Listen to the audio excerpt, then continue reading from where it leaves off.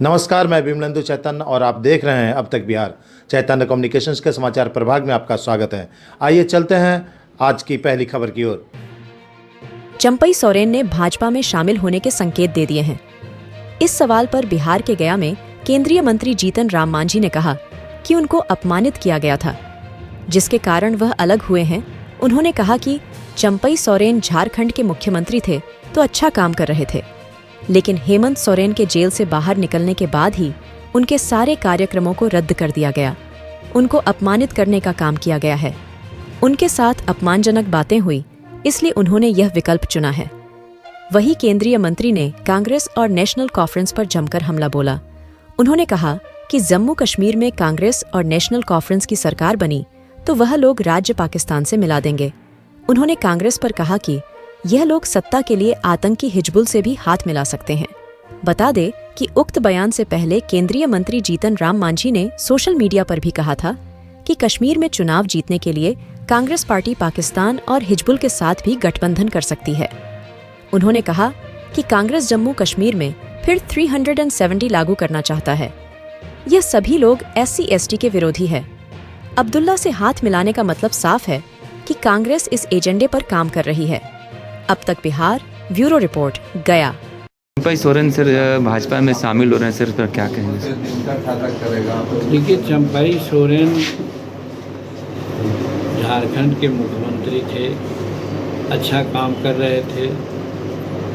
ये ठीक है कि उनको बनाया गया था, लेकिन उनसे राय ली जाती, त्याग पत्र देने को कहा जाता। ऐसा न करके उनके कार्यक्रमों को ही हाइक कर लिया गया।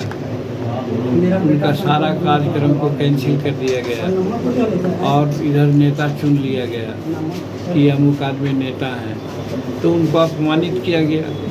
तो अपमानित होने के बाद चंपई सोरेन ने अपने खुद कहा था कि मेरे सामने 3 विकल्प हैं। उसमें एक विकल्प ये भी है कि हम दूसरे साथी को चुनें, या फिर हम अपने कोई पार्टी बनावें, या नहीं तो संन्यास लें। तो उसमें तीसरा विकल्प उन्होंने चुना है। ये तो उनकी बात है, इसके बारे में हम क्या कहेंगे, लेकिन ये बात ज़रूर करते हैं कि उनके साथ अपमानजनक बातें हुई और उसके लिए वो निर्णय लेने को स्वतंत्र थे।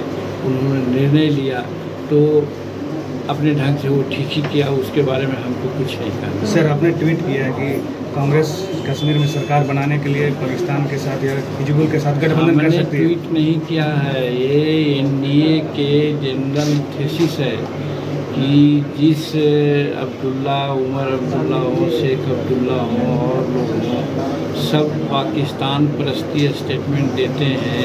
वो 370 क्लाउज का समर्थन करते हैं। वो वहाँ शेड्यूल कास्ट, शेड्यूल ट्राइब्स के आरक्षण का विरोध करते हैं और उसी के साथ कांग्रेस का अलायंस हो गया है।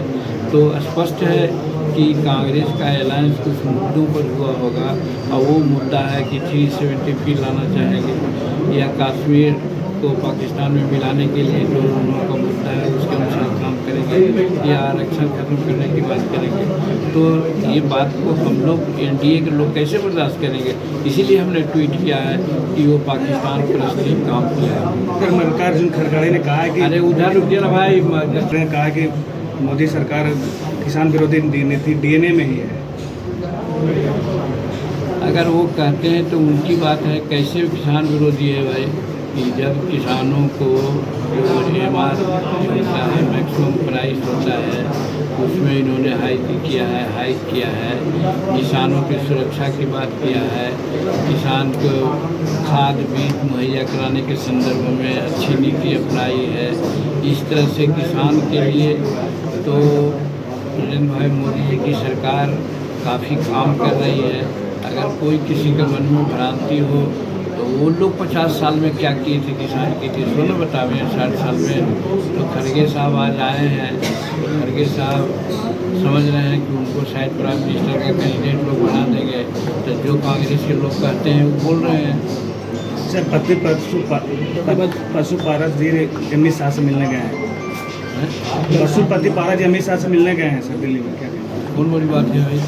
पशुपति पारस जी NDA में थे, मंत्री थे, टिकट नहीं मिला, मंत्री नहीं बने और अभी भी वो गए हैं अमित शाह जी से मिलने के लिए, तो अच्छी बात है। और आपको मैं कहता हूँ कि निकट भविष्य में पशुपति पारा जी से मैं भी मिलूँ। ठीक है।